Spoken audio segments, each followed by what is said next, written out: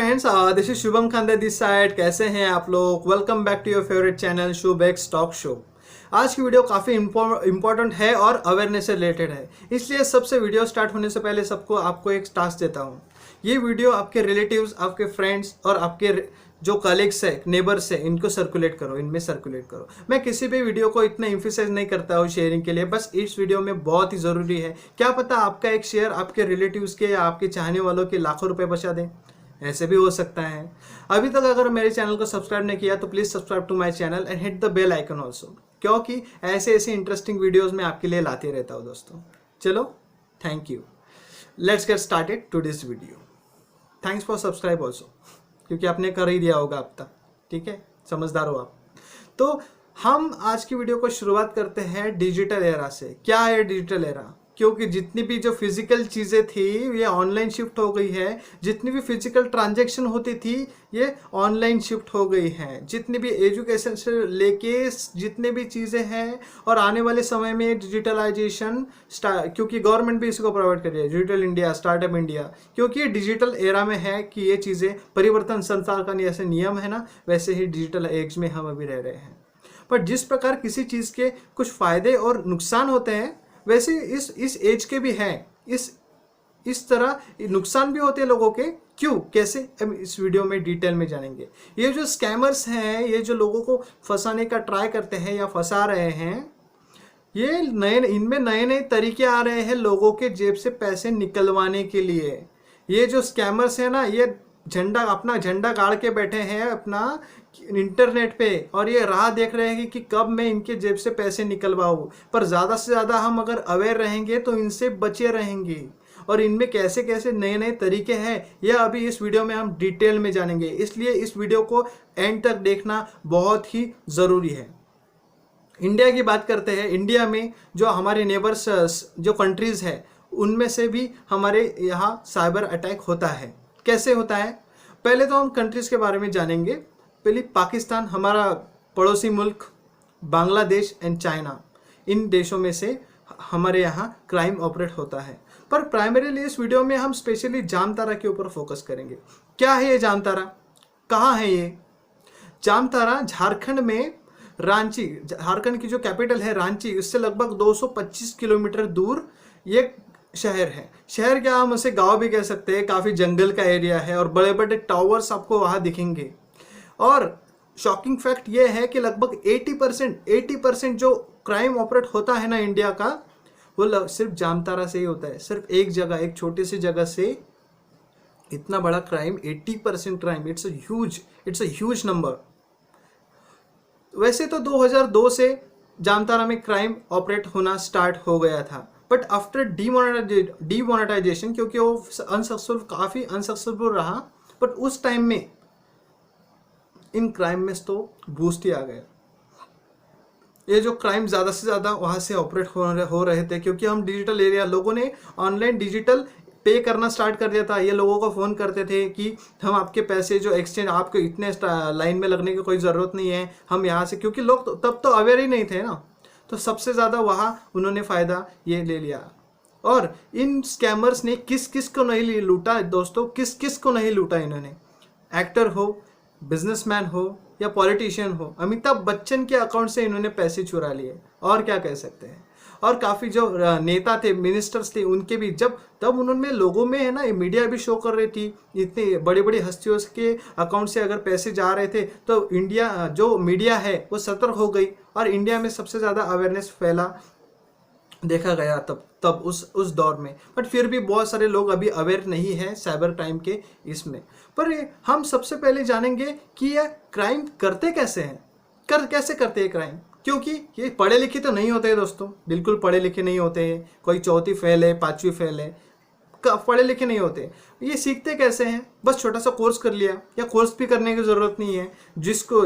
कोई एक बंदा उनको सीख के आएगा, और एक ग्रुप बना के रहते हैं। सुबह तैयार होके जंगल की तरफ निकल जाएंगे, वहाँ कौन देखने वाला है, और एक ग्रुप मंडली बांध के अपनी बैठे, एक दूसरे को सिखाएगा, दूसरा तीसरे को सिखाएगा। इसलिए इन लोगों का पूरा एक नेटवर्क बन गया है, नेक्सस बन गया है।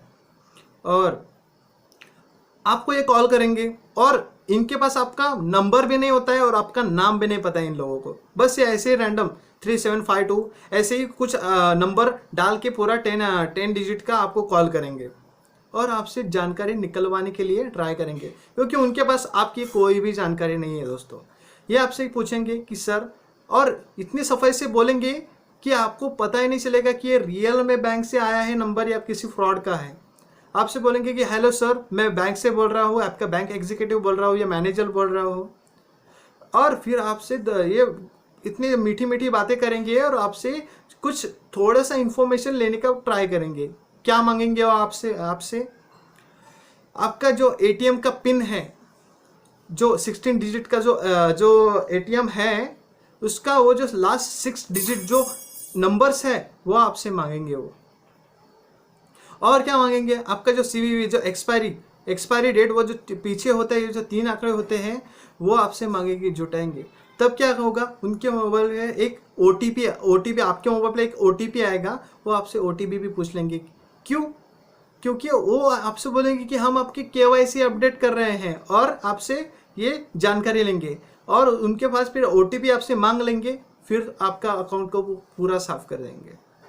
और इनसे अगर आपको पता, बीच में पता आपको कोई कॉल ऐसे आता है और बीच में आपको पता चलता है कि ये फ्रॉड है, तो इनसे कोई उलझने की भी ज़रूरत नहीं है दोस्तों, क्योंकि मैंने तो यहाँ तक सुना है, आप उनसे अगर बात करोगे 5 मिनट से ज़्यादा अगर कॉल हमारी होती है तो इनके पास एक एक्सेस चला जाएगा आपका मोबाइल का, जिससे भी आप मोबाइल में बात कर रहे हो ना, क्योंकि हमारे मोबाइल में तो हमारी जो डिटेल्स बैंक से रिलेटेड डिटेल्स, हमारे पर्सनल डिटेल्स तो होती ही है, इसलिए इनसे ज़्यादा उलझने की भी ज़रूरत नहीं है। और आप उनके कहोगे कि मैं ये आप मुझे पता है आप कौन हो, ये फ्रॉड धंधे कर रहे हो, मैं पुलिस में आपका कंप्लेंट करूँगा, तो आपको गंदी गंदी गालियाँ देंगे, क्योंकि उनको पता है हमको पकड़ने तो कोई वाला नहीं है। हमको हाँ तो पकड़ना चाहते हो तो आ जाओ, झारखंड आ जाओ, पकड़ो यहाँ से, जामताड़ा आ जाओ, पकड़ो यहाँ से। और आपसे ये जानकारी निकलवाने के टाइम में ही आपसे बोलेंगे कि ये जो पर्टिकुलर ऐप है ना सर, ये ऐप, मैं ऐप का भी नाम आपको शेयर करूँगा, ये है एनीडेस्क ऐप। एनीडेस्क मतलब आपने अगर वो इंस्टॉल कर दिया, उससे उनके सॉफ्टवेयर से ये लिंक होता है, तो आपकी जितना भी लैपटॉप हो या मोबाइल हो, जितना भी एक्सेस हो वो उनके पास चला जाएगा। आपने अगर, इसलिए कौन सा भी ऐप अपने मोबाइल में जो ट्रस्टेड नहीं है, जो ऑथोराइज नहीं है, उसको कभी भी इंस्टॉल नहीं करना चाहिए। आपने अगर कर दिया तो आपके जितने भी अकाउंट में सारा जो डेटा है, आपको बहुत बड़ा फाइनेंशियल लॉस हो सकता है। इससे सारे अकाउंट, वो आपके अकाउंट से सारे पैसे खींच लेगा। और पहले तो वो इनके जो लोकल बैंक्स थे वहाँ बहुत कैश बढ़ती थी, क्योंकि ऐसे फ्रॉड करते थे। अभी उन्होंने नया निकला है कि जितने भी मजदूर हैं, गरीब लोग हैं, उनसे थोड़ा बोल के कि हम आपको थोड़ा सा कमीशन देंगे, उनके अकाउंट्स ले लेंगे और उनके अकाउंट्स में थोड़ा सारा पैसा ये डिस्ट्रीब्यूट करेंगे। ऐसे इस एक मेन चीज़ है जो उनको पकड़ना थोड़ा मुश्किल है। ये भी एक मेन जो रोल है ये प्ले करता है, क्योंकि उनके पास पकड़े भी गए तो वो जो गरीब लोग हैं वो पकड़े जाएंगे, ये तो अलग ही रहेंगे। इस वजह से उनको थोड़ा पकड़ना थोड़ा मुश्किल है। टाइम्स ऑफ इंडिया ने एक आर्टिकल, बहुत ही इंपॉर्टेंट एक आर्टिकल पब्लिश किया था। उसमें उन्होंने कहा था ये जो न्यू जामताड़ा है ये इमर्ज हो रहा है। जैसे हमने हमारे ट्रेलर में, जो मैंने ट्रेलर पब्लिश किया था, उस ट्रेलर में भी हमने देखा कि ये जो नया जो ट्राई जंक्शन ऑफ स्टेट्स, मतलब जो 3 राज्य है, कौन से राज्य हैं, हरियाणा, राजस्थान एंड उत्तर प्रदेश। ये जो 3 राज्य है, इनमें एक ट्राई जंक्शन, अलग अलग शहर से मेवत, भरतपुर एंड मथुरा, ऐसे 3 जो शहर है वहाँ से प्राइमरीली अभी एक, पहले तो आपको जामताड़ा से जो कॉल्स आते थे, अभी मतलब अभी भी आते हैं, बट यहाँ से भी क्राइम अभी शुरू हो गया है, उनको भी पर फूटना शुरू हो गया है। इसलिए हमें ज़्यादा से ज़्यादा अवेयर होना बहुत ज़रूरी है, क्योंकि इन जो फ्रॉस्टर है ना, इनको थोड़ा लोकल ऑथोराइज सपोर्ट भी है, क्योंकि सपोर्ट के सिवा, जो ऑथोराइज सपोर्ट के सिवा, वहाँ का लोकल सपोर्ट के सिवा ये तो क्राइम कर ही नहीं सकते हैं दोस्तों। और अगर हम 2019 और 2020 की अगर हम बात करते हैं तो केसेस लगभग डबल्ड हो चुके हैं, क्योंकि नए तरीके, उनको पता है लोग घर में ही हैं और ज़्यादा से ज़्यादा कॉल्स करेंगे, उनका तो लॉ ऑफ एवरेज तो होता ही है, तो जो केसेस जनवरी महीना, अब अगर हम 2019 की बात करते हैं, जनवरी फरवरी एक मई तक अगर हम कंपैरिजन करते हैं तो 560 से लगभग 1020 दो और 540 से लगभग 1026 ऐसे ऐसे केसेस डुप्लीकेट डायरेक्टली डबल्ड हो चुके हैं। क्या आप सोच पा रहे हो फ्रेंड्स? और ये लोगों को कॉल करते थे कि हम ये जो लिक्वर आपको सपोर्ट करेंगे, आप सप्लाई करेंगे आपको लिक्वर, मतलब शराब आपको सप्लाई करेंगे। हाँ, हमारे ऑफिशियल एक डुप्लीकेट ऑफिशियल एक वेबसाइट बना ली उन्होंने। फिर लोगों को ये ऑफिशियल, हाँ आप हमें ये पेटीएम कर दो, ये कैश हमें ट्रांसफ़र कर दो, हम आपको होम डिलीवरी देंगे लिक्वर का। तो ऐसे होता था। ये भी एक उन्होंने एक हथगंडा इस्तेमाल किया था लोगों के पैसे खींचने के लिए। बट फिर बाद में गवर्नमेंट सामने आई, नहीं अभी भी लॉकडाउन चलेगा भैया, ऐसा कुछ मत करो, लॉकडाउन शुरू है अभी भी, हमने किसी भी शॉप और लिक्वर बेचने को हमने परमिट नहीं किया, ऑनलाइन किसी भी चीज़ को हमने परमिट नहीं किया। तो लोगों में अवेयरनेस फैला और लोगों ने ये बंद कर दिया। फिर बाद में उन्होंने तो एक नया ही निकाला था दोस्तों, और इसे हम थोड़ा सा जानना, अभी फोकस करके सुनो, ये उसका नाम है ई स्वैपिंग। यह हम थोड़ा डिटेल में देखेंगे अभी।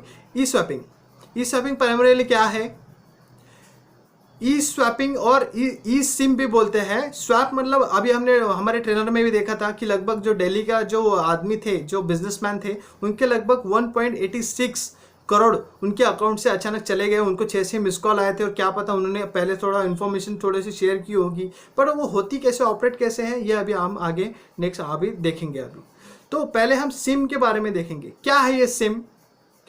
सिम का लॉन्ग फॉर्म है सब्सक्राइबर आइडेंटिटी मॉड्यूल, ऐसा ही सिम है। वैसे ई सिम मतलब उसमें किसी जो हमारे जो फिजिकल सिम कार्ड रहता है, उसको फिजिकल सिम कार्ड के जो ई सिम में अगर कन्वर्ट करते हैं तो किसी भी फिजिकल हमें इंसर्ट करने की ज़रूरत नहीं है। बस हमको एक छोटी सी चिप और आईडी और पासवर्ड उसका मिल जाएगा और ये ऑपरेट होता है। सिम क्या होता है? सिम में आपकी जो इन्फॉर्मेशन, जो आपकी पर्सनल इन्फॉर्मेशन रहती है, जिसे आप अपने लोकल टेलीकॉम ऑपरेटर को अगर प्रोवाइड करते हो तो आपको एक अथॉरिटी मिलती है। किस चीज़ की अथॉरिटी मिलती है? हमें वो नेटवर्क यूज़ करने की राइट मिलता है, अथॉरिटी मिलती है। देन और ये होता है वैसे ये अपडेट करने के लिए करना क्या पड़ता है? इस सिम में करना क्या पड़ता है अगर हम उसे अपडेट करते हैं तो आपके लोकल जो टेलीकॉम ऑपरेटर है उससे एक रिक्वेस्ट डालनी होती है। वो अगर रिक्वेस्ट डालता है तो आपको एक क्यूआर कोड मिलता है। क्यूआर कोड को अगर आपने मोबाइल से स्कैन करते हो तो उससे आपको सब्सक्रिप्शन डेटा मिलता है, और उस सब्सक्रिप्शन डेटा को आप अपने मोबाइल में या आपके जो स्मार्ट वॉचेस रहती है उसमें आपको अपडेट करना पड़ता है, फिर ये आपको राइट मिलता है। पर ये तो हमने जाना कि ई सिम कैसे कन्वर्ट होता है, पर इसमें अभी फ्रॉड कैसे होते हैं वो अभी हम देखेंगे। ई सिम में फ्रॉड कैसे होते हैं वो अभी देखेंगे। तो पहले ये क्या करेंगे, आपका जो सिम रजिस्टर करवाएंगे। उससे क्या होगा, सिम रजिस्टर करने के बाद उनके पास थोड़ा सा आपके पास एक्सेस आ जाएगा। देन और जिसके पास आपका सिम या आपकी जानकारी, उसके पास आपका बैंक का ओटीपी नंबर। अंडरस्टैंड यहाँ तक? और ये कैसे होता है अभी हम देखेंगे। फरीदाबाद की पुलिस ने थोड़ा क्लेरिफिकेशन इसके मामले में दिया। पहले ये क्या करेंगे दोस्तों, पहले इनका स्टेप होता है ये कुछ इंपॉर्टेंस नंबर निकलवाएंगे, अलग से निकलवाएंगे। उसका दूसरा स्टेप होता है अलग अलग जो बैंक्स होते हैं ना, SBI, ICICI bank, HDFC bank, इनका ऑफिशियल एक ऐप होता है, ऑफिशियल उनका एक ऐप होता है जो बैंक से लिंक होता है। तो उसमें आप अपना ऑनलाइन ट्रांजेक्शन ये जो डिजिटली आप उसको हैंडल कर सकते हैं। तो ये क्या करेंगे, उस नंबर को है ना, एक अलग अलग जो ऐप्स होते हैं उनमें उस ऐप्स को, बैंक्स के ऐप्स को वो उसमें एक एक डाल के देखेंगे। और जिस बैंक ने डिमांड की, किस चीज़ की डिमांड की, OTP की अगर डिमांड की, तो वो जो स्कैमर्स है, जो फ्रॉडस्टर है, उनको एक शिकार मिल गया, उनको नया एक शिकार मिल गया। फिर ये आपको कॉल करेंगे और बातों बातों में जब आपसे ट्रस्ट हो जाए और इतना फ्लुएंटली, इतना अच्छे से प्रोफेशनली आपसे बात करेंगे कि आप भी कंफ्यूज हो जाओगे कि एक्चुअली ये बैंक से आया है या ये कोई फ्रॉड है। आपको कॉल करेंगे और आपका ईमेल निकलवाएंगे। ईमेल जो हमारे बैंक से भी लिंक होता है और हमारे आधार से भी लिंक होता है, वो ईमेल निकलवाएंगे। फिर आपको धोखे से फोन और कॉल के दरमियान ही आपको कहेंगे कि सर हम हमारे जो ई सिम है वो अपडेट करेंगे, इसलिए आपका मोबाइल है ना कुछ घंटे के लिए आप बंद ही रखना ज़रूरी है। तो ये भी धोखे से आपके माइंड में फिट कर देंगे, हाँ मेरा मोबाइल को हो ठीक है बंद ही है, अपने बैंक वाले ने कहा है बंद तो बंद ही करेंगे हम। आपके माइंड में सबकॉन्शियस माइंड में आपको सबकॉन्शियसली आपको ये बता देंगे। फिर ये करेंगे आपको रियल जो सब्सक्राइबर जो लोकल टेलीकॉम ऑपरेटर है उसको कॉल करेंगे और झूठ बोलेंगे। क्या क्या झूठ बोलेंगे ये कि सर हमारा जो मोबाइल है ये गुम गया है, ये मेरा नंबर है, हमें इसे अपडेट करना है, ये मैं सेम रखना चाहता हूँ। झूठ बोलेंगे आपसे। और क्योंकि ये मैं जल्द से जल्द बंद करने वाला हूँ, क्योंकि जो स्कैमर से फ्रॉडस्टर होते हैं ना, किसी की गलती से मेरे पास अगर मतलब किसी के पास मेरा अगर डेटा जाएगा तो ये फ्रॉड हो सकता है। मतलब देखो इनकी कितनी बहरूपी है, ये खुद फ्रॉड करेंगे, फ्रॉड से डर दिखा के हमसे फ्रॉड करेंगे। तो उनसे वो रिक्वेस्ट डलवाएंगे, मतलब उनसे अगर आपके लोकल सब्सक्राइबर से अगर आप रिक्वेस्ट डालोगे तो क्या होगा, आपके पास अभी जो आपका सिम है जो अभी एग्जिस्टेंस में है ये बंद पड़ जाएगा, और उसके पास जो उसने अपडेट किया था उसके पास अभी उसका एक्सेस आ जाएगा। तो इसलिए फ्रेंड्स सतर्क रहना बहुत ज़रूरी है। और फिर आप उसके पास अभी दो चीज़ें हैं आपकी, क्या है, एक तो आपका ईमेल आईडी और दूसरा है आपका सिम, ओरिजिनल सिम। और ओटीपी अभी किस चीज़ पे आएगा, उसके नंबर पे आएगा। तो ये अगर उसके पास दो है तो उसने अगर आपके अकाउंट में 1 रुपया भी छोड़ दिया तो वो उसका बड़प्पन है। इसलिए सतर्क रहना बहुत ही ज़रूरी है। अलग और जैसे 1980 में जैसे होता था ना, लोग अपनी तिजोरी की चाबी को इतना छुपा के रखते थे, वैसे ही आपके पर्सनल डिटेल्स और आपके बैंक डिटेल्स संभल के रखना बहुत ही ज़रूरी है। किसी को भी अपना पूरा नाम नहीं बताएं, और आपका पर्सनल डिटेल्स यानी आपका आधार कार्ड, आपका पैन कार्ड, आपका मोबाइल नंबर, आपका ईमेल आईडी, कौन सी भी चीज़ को शेयर नहीं करना चाहिए। किसी भी अननोन ऐप है उसको ऐप को भी टच नहीं करना चाहिए, डायरेक्टली उसको इग्नोर करना चाहिए। नई ऐप दिखी तो जो भी ट्रस्टेड है उसके ऊपर ही ट्रस्ट करना चाहिए। आपको अगर फेसबुक, व्हाट्सएप, इंस्टाग्राम से अगर कोई भी अननोन लिंक आती है तो उस लिंक को भी छूना नहीं चाहिए, क्योंकि डिलीट करना चाहिए उसको। क्योंकि क्या हो सकता है, आपके मोबाइल 2 मिनट में हैक हो सकता है और आपके मोबाइल से लाखों रुपए जा सकते हैं। लोग इतनी मेहनत करके पैसा कमाते हैं और ये फ्रॉडस्टर 2 सेकंड में आपके पैसे उड़वा सकते हैं। मेरे साथ अब मुझे भी 3 कॉल आए थे दोस्तों, मैं मेरा पर्सनल एक्सपीरियंस बताऊंगा। पहले में तो ये आपसे फ़ोन करेंगे, फ़ोन पे या आप जो भी यूज़ करते हैं गूगल पे, पेटीएम, आपको कॉल करेंगे कि सर आप बहुत दिन से हमारा जो ये ऐप यूज़ कर रहे हैं तो आपने 4500 का ये इनाम जीता। आप भी कहेंगे आप अगर अवेयर नहीं हो तो हाँ भेज दो। वो कहेंगे सर आपको अभी लेना है या वो कैंसिल करना है। जिसको पता नहीं वो क्या कहेगा, फटाफट से वो आपका इन्फॉर्मेशन, आपकी जो आईडी है, ओटीपी, वो उनके पास वो तैयारी होता है। ओटीपी आपने अगर वो बोल दिया तो आपके अकाउंट से पूरा पैसा खींच लेंगे, आपको पता भी नहीं चलेगा। फिर आपने अगर कॉल किया कि यार मेरे तो पैसे कट गए, आप तो मुझे 4,000 मुझे भेजने वाले थे, ये तो मेरे पैसे कट गए। हाँ सर वो आपका दूसरा नंबर दो, मैं आपको पैसे भेजता हूँ, क्योंकि हमारा वो पहले वो कुछ चार्जेस होते हैं। मैंने कहा इतने चार्जेस, ऐसे आपके साथ फ्रॉड हो सकता है। दूसरा OLX फ्रॉड, ये काफ़ी होता है दोस्तों, अभी तो बहुत ही ट्रेंडिंग में, अभी नया ही निकाला इन्होंने OLX फ्रॉड। OLX एक ऐसा प्लेटफॉर्म है जहां हम हमारी चीज़ों को बेच सकते हैं और जो खरीदना चाहे वो वहां से खरीद सकते हैं। वैसे ही मेरे एक फ्रेंड ने, मैं उसका नाम नहीं बोलना चाहूँगा, उसमें भी डिनर सेट दिया मुझे और शुभम तू अपने अकाउंट में इसे डाल, क्योंकि हमारे ज़्यादा जो कस्टमर्स मिलेंगे और मेरा जो प्रोडक्ट है ये जल्दी बिक जाएगा। इसलिए मेरे OLX अकाउंट पे मैंने ये डाला। तो मुझे एक कॉल आया था कि मैं आपसे, और वो जो फ्रॉडस्टर है ना वो आपको थोड़ा इमोशनल भी करेंगे। मुझे जो कॉल आया था वो आर्मी से बंदा था, मतलब वो ऐसा बोल रहा था कि मैं आर्मी से बात कर रहा हूँ, मेरा एक बेटा है जो पुणे में रहता है और उसे एक डिनर सेट की ज़रूरत है। मैंने कहा ठीक है अंकल, और थोड़े एज में लग रहे थे तो मैंने अंकल ही लग रहे थे वो। तो उन्होंने मुझे कॉल किया कि आपका डिनर सेट दो, आपका पेटीएम नंबर दो, मैं आपको शेयर करूँगा। मैंने कहा ऐसे कुछ नहीं, अभी मैंने तो आपको प्रोडक्ट दिया भी नहीं, आप अभी कैसे कर रहे हो ना। तब मैं थोड़ा अवेयर नहीं था, बट मुझे थोड़ा सा लिंक तो था। तो कह रहे थे कि हम हमारे बेटे को इतना परमिशन नहीं देते, तो मर्चेंटाइज अकाउंट कुछ आपके पास बहाना करेंगे और आपसे अपना नंबर निकलवाएंगे, और आपने अगर वो OTP बोल दिया तो आपके बैंक के पूरे पैसे उनके पास चला जाएगा, पूरा एक्सेस आपके पेटीएम से जितना भी पैसा है वो उतना पैसा आपके खींच लेंगे। ये 2 तरह के और भी डिफरेंट टाइप के फ्रॉड होते हैं। और तो ATM की सिर्फ लास्ट 6 डिजिट, अभी शॉपिंग करते हैं ना तो तभी भी संभल के करनी चाहिए कि, और शॉपिंग से हाँ आप इतने पैसे जीत गए हैं और हम आपको अभी भेजना चाहते हैं, आपका ये डिटेल्स दो, कभी भी देना नहीं चाहिए दोस्तों। इस सारी चीज़ों में फंसता वही है जिसको लालच आता है। आप अगर सतर्क रहोगे और संभल के अपने डिटेल्स, जितने भी डिटेल्स है उसको संभल के रखोगे, तो आपके साथ ये फ्रॉड्स होने का चांसेस नहीं है दोस्तों। इसलिए सतर्क रहे, सावधान रहे। और ये जो वीडियो है आपको अगर पसंद आता है तो कमेंट्स बॉक्स में कहें, और जितना हो सके इस वीडियो को शेयर करें और सतर्क हो जाए ऐसे फ्रॉडस्टर्स से, क्योंकि आपका सिर्फ एक शेयर आपके जो जितने भी चाहने वाले हैं उनको इनके लाखों रुपए बचा सकता है। इसलिए इस वीडियो को ज़्यादा से ज़्यादा शेयर करें। थैंक यू सो मच दोस्तों, थैंक्स फॉर वॉचिंग।